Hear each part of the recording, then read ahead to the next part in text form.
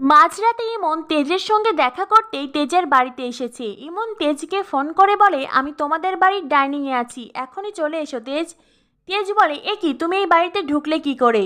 ইমন বলে, আমি তোমাকে সব কথা বলবো, আগে তো এসো।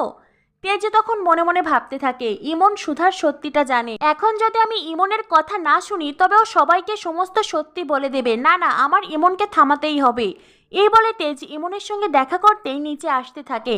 এদিকে মাঝরাতে সুধার জল পিপাসা পেয়েছে। সুধা জল খেতে ডাইনিংয়ে আসে। তখনই পিছন থেকে ইমনকে দেখে সুধা বলে, কে কে আপনি? কিন্তু ইমন সুধার গলা শুনে ওখান থেকে পালিয়ে যেতে চায়।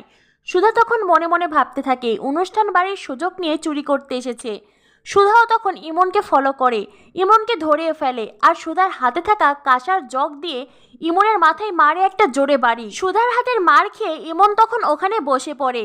সুধা তখন ইমনকে বলে, কি হলো, এদিকে মুখটা দেখাবেন না তো? ঠিক আছে, আমি বাড়ির সবাইকে ডাকছি। এই বলে সুধা পিছনে ফিরে সামনে তাকাতেই দেখে ইমন ওখানে নেই। তত সময়ে তেজ ইমনের হাত ধরে ওখান থেকে ইমনকে আড়ালে নিয়ে গেছে। ইমন তখন তেজকে বলে, উফ, মাথায় বড্ড লেগেছে, এইভাবে কেউ কি কাউকে মারে?